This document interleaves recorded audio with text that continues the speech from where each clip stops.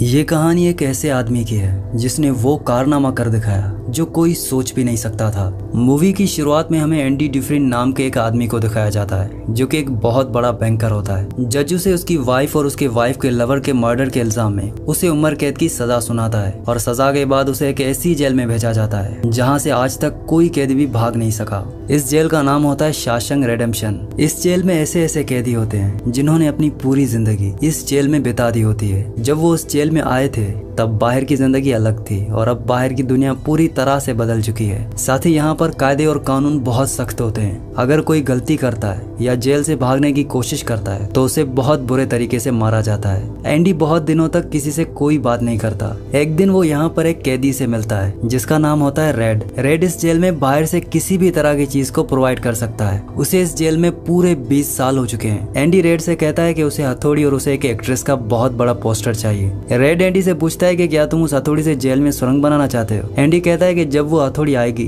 तब तुम खुद समझ जाओगे। रेड एंडी को यहाँ पर अलर्ट भी करता है। वो उसे 3 कैदी दिखाता है और उसे बताता है कि उन तीनों की तुम पर गंदी नजर है। एंडी कहता है कि अगर मैं उन्हें बता दूं कि मैं गे नहीं हूँ तो तब रेड कहता है कि इससे उन्हें कोई फर्क नहीं पड़ता।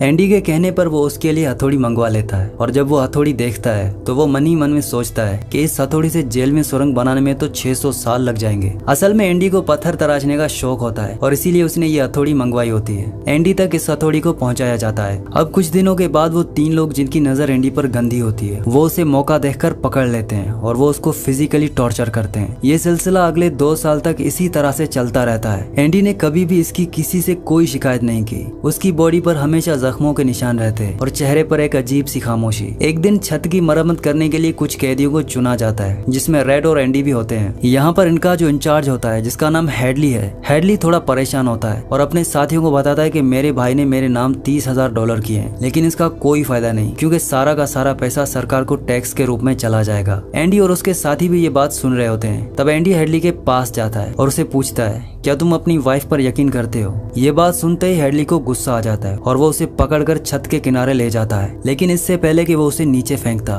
एंडी उसे बताता है कि गवर्नमेंट का एक रूल है जिसके हिसाब से कोई भी इंसान अपनी वाइफ को पूरी जिंदगी $60,000 तक गिफ्ट कर सकता है और इस पैसे पर किसी तरह का कोई टैक्स नहीं लगता। इस काम के लिए तुम्हें वकील की जरूरत होगी। ये काम मैं तुम्हारे लिए फ्री कर दूंगा, बदले में तुम मेरे सभी साथियों को 3-3 बियर्स पिला देना। तब वो उस बात के लिए मान जाता है। अगले दिन हम देखते हैं कि एंडी के सभी साथी छत पर बियर पी रहे होते हैं, मतलब कि एंडी ने हेडली का काम कर दिया है। कुछ दिनों बाद यहाँ सभी कैदियों को फिल्म दिखाई जाती है। एंडी उस कमरे से बाहर चला जाता है पर जब वो बाहर जाता है तो वो 3 लोग जो हर बार उसे फिजिकली अब्यूज करते हैं वो उसे पकड़ लेते हैं। वो उसे उस कमरे में ले जाते हैं जहाँ से फिल्म चलाई जा रही होती है। वो एक बार फिर से उसके साथ जबरदस्ती करना चाहते हैं पर एंडी उन तीनों में से उनका जो हेड होता है उस पर अटैक कर देता है जिस वजह से वो एंडी को बहुत बुरे तरीके से मारते हैं। एंडी को इतना मारा जाता है कि वो 1 महीने के लिए हॉस्पिटलाइज हो जाता है और साथ ही उसे जिसने एंडी को मारा होता है उसे 1 हफ्ते के लिए काल कोठरी में बंद किया जाता है। 1 हफ्ते बाद जब वो वापस अपने सेल में जाता है तो वहाँ पर वही ऑफिसर आता है जिसका एंडी ने $30,000 का टैक्स बचाया था।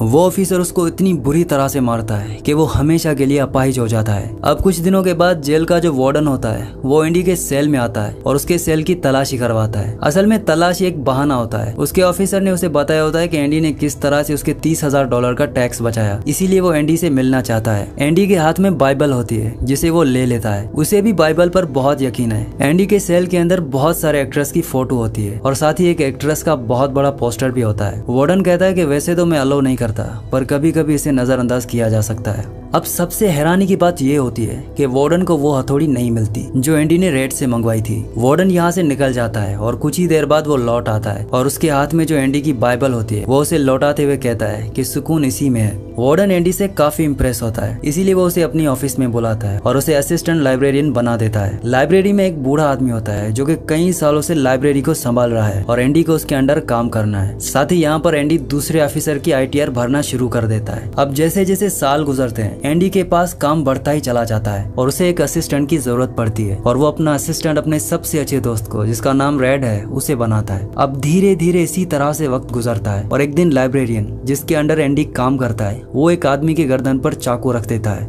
दरअसल सरकार ने ने उसकी सजा माफ कर दी होती है, पर वो उस जेल को छोड़कर नहीं जाना चाहता। आज इस जेल में उसे पूरे 50 साल हो चुके हैं। ये जेल की दुनिया ही उसकी असली दुनिया है और उसे लगता है कि अगर किसी का खून कर दिया तो उसकी सजा बढ़ जाएगी और उसे इसी जेल में रखा जाएगा। पर एंडी के समझाने पर वो बूढ़ा लाइब्रेरियन उस आदमी को छोड़ देता है। जेल से छूटने के बाद बूढ़े ब्रूस को सच में बहुत अजीब लगता है। 50 सालों में बाहर की दुनिया की रफ्तार बहुत बढ़ चुकी होती है। जहाँ सड़क पर पहले एक गाड़ी दिखती थी, अब सड़कों पर गाड़ियों की भीड़ है और इस माहौल में वो ज्यादा देर सरवाइव नहीं कर पाता और वो अपनी जान दे देता है। वहीं जेल में दिखाया जाता है जहाँ पर वार्डन एक नया प्रोग्राम शुरू करता है। इस प्रोग्राम का नाम होता है इन आउट। इस प्रोग्राम में जेल के कैदियों को बाहर ले जाकर काम करवाया जाएगा। इस प्रोग्राम के जरिए वार्डन को बहुत सारे कॉन्ट्रैक्ट मिल जाते हैं क्योंकि जेल के कैदियों की लेबर बहुत सस्ती होती है। इससे वार्डन बहुत सारे पैसे बना लेता है, पर उसका ये पैसा ब्लैक होता है। एंडी उसकी इसमें मदद करता है और वो उसका पार्टनर एक ऐसे आदमी को बनाता है जो इस दुनिया में है ही नहीं। मतलब कि वो रैंडल स्टीवेंस के नाम के नकली डॉक्यूमेंट्स बनाते हैं और उसके अकाउंट में सारे पैसे ट्रांसफर कर देते हैं ताकि अगर कल को पुलिस को पता भी चल जाए तो पुलिस एक ऐसे आदमी को ढूंढ रही होगी जो इस दुनिया में कभी पैदा ही नहीं हुआ। अब यहाँ जेल में एक नया कैदी आता है जिसका नाम टॉमी होता है। टॉमी बहुत यंग होता है। वो आज तक कई जेलों में जा चुका है, पर जब उसे पता चलता है कि एंडी ने कई लोगों की मदद की है तो वो उसके पास जाता है और उसे कहता है कि वो अपनी हाई स्कूल की पढ़ाई पूरी करना चाहता है ताकि जेल से निकलने के बाद वो अपनी वाइफ और अपने बच्चे के साथ जिंदगी जी सके। एंडी उसमें उसकी मदद करता है। एक दिन टॉमी रेड के पास जाता है। वो उसे पूछता है कि एंडी बहुत इंटेलिजेंट है, वो इस जेल में क्या कर रहा है। रेड उसे बताता है कि उसने अपनी वाइफ और अपने वाइफ के लवर का मर्डर किया था। वो एक बहुत बड़ा बैंकर था। ये सुनकर टॉमी पूरी तरह से शांत हो जाता है और अगले पल टॉमी के सामने एंडी और रेड होते हैं। टॉमी उन दोनों को बताता है कि एक बार वो एक जेल में गया था जहाँ पर उसे एक कैदी मिला था। उस कैदी ने मुझे बताया कि एक रात वो एक घर में चोरी करने गया था। तब उस घर का ओनर जाग गया और उसने उस ओनर को और उसकी वाइफ को गोली मार दी। बाद में उसे पता चला कि वो दोनों हस्बैंड वाइफ नहीं थे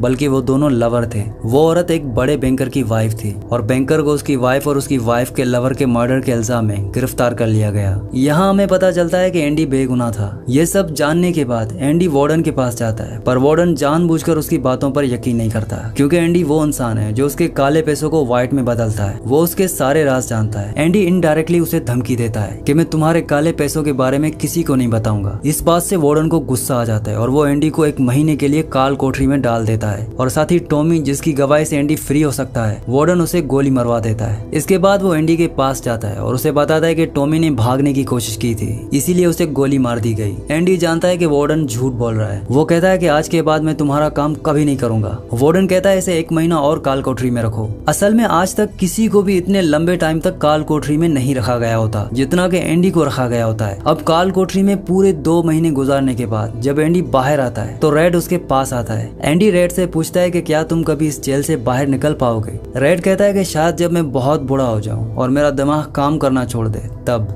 एंडी कहता है कि मैं यहाँ से निकलकर ज़िवातनियोर जाऊंगा। ये मेक्सिको में समुद्र किनारे एक बहुत खूबसूरत जगह है। कहा जाता है कि इंसान अपने आप को यहाँ पर खो देता है। मैं वहाँ पर अपना रेस्टोरेंट खोलूंगा, समुद्र किनारे अपनी बोट को रिपेयर करूंगा और दोस्तों के साथ गहरे समुद्र में मछली पकड़ने के लिए निकल पड़ूंगा। रेड ये सुनकर परेशान हो जाता है। वो कहता है कि उम्मीद बहुत खतरनाक चीज होती है, इंसान को पागल तक कर देती है। तुम्हें सच्चाई की दुनिया में वापस लौटना होगा। मेक्सिको यहाँ से बहुत दूर है। एंडी कहता है कि तुम सच कहते हो। अब मेरे पास सिर्फ 2 ही रास्ते हैं, या तो मैं घुट घुट कर जीऊं या मर जाऊं। जाने से पहले एंडी रेड को कहता है कि तुम वादा करो कि तुम मेरा एक काम करोगे। रेड कहता है कि हाँ मैं जरूर करूंगा। एंडी कहता है कि बोस्टन के पास एक बहुत बड़ा मैदान है। उस मैदान में एक बहुत बड़ा पेड़ है। उस पेड़ के पास एक पत्थर की दीवार है। उस पत्थर की दीवार पर एक काले रंग का पत्थर है। उस पत्थर के नीचे कुछ गड़ा है। वादा करो जब तुम जेल से बाहर निकलोगे तो वहाँ जरूर जाओगे। रेड पूछता है कि उस पत्थर के नीचे क्या है। तब एंडी उसे कहता है कि इसके लिए तुम्हें वहाँ पर जाना होगा। ये कहकर एंडी यहाँ से सीधा वार्डन का काम करने जाता है। वो वार्डन का काम खत्म करके उसके सारे डॉक्यूमेंट एक खास तिजोरी में रखता है। डॉक्यूमेंट्स रखने के बाद एंडी को वार्डन अपने कपड़े देता है। वो कहता है कि मेरे कपड़े प्रेस करवा देना और मेरे जूतों को आईने की तरह चमका देना। इसके बाद एंडी वापस अपने सेल में आ जाता है। वहीं आज रात रेड बहुत परेशान होता है क्योंकि उसे शक है कि एंडी अपनी जान ले सकता है। सुबह जब सभी सेल्स के दरवाजे खुलते हैं तो एंडी अपने सेल से बाहर नहीं आता और जब गार्ड उसके सेल के पास पहुंचते हैं तो वो पूरी तरह से हैरान हो जाते हैं। वहीं दूसरी तरफ वार्डन को दिखाया जाता है जो अपने जूते पहनने के लिए निकालता है, पर उस बॉक्स में उसके जूते नहीं बल्कि एंडी के जूते होते हैं। और तभी सायरन बज जाता है, और ये सायरन तब बजता है जब कोई कैदी जेल से भागता है। वार्डन एंडी के सेल में जाता है। यहाँ पर रेड को भी बुलाया जाता है। वार्डन रेड से पूछता है कि एंडी कहाँ है। रेड कहता है कि मुझे क्या पता। इस बात पर वार्डन को बहुत गुस्सा आता है। वो कहता है कि क्या वो भूत था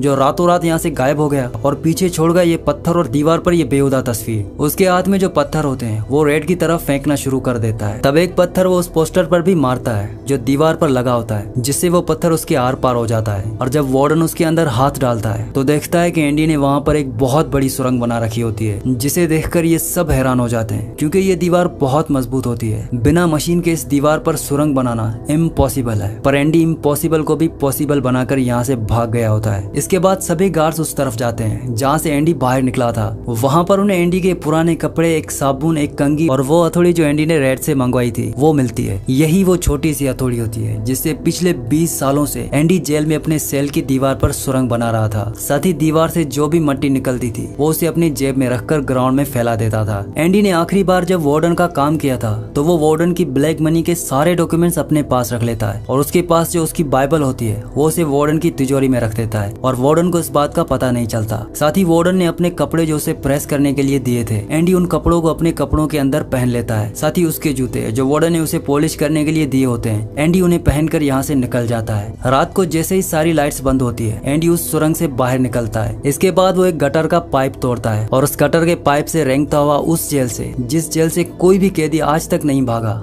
वहाँ से भाग जाता है। अगली सुबह एंडी उस बैंक में जाता है जहाँ पर वार्डन की सारी ब्लैक मनी होती है। ये प्रॉपर्टी एक ऐसे आदमी के नाम होती है जो इस दुनिया में एग्जिस्ट ही नहीं करता। मतलब एंडी जेल से उस आदमी के सिग्नेचर करता था। साथ ही एंडी के पास उस आदमी के नाम के सारे डॉक्यूमेंट्स भी होते हैं। इसीलिए एंडी बैंक्स में जाकर सारे पैसे निकाल लेता है, और ये पैसे होते हैं $2.95 मिलियन।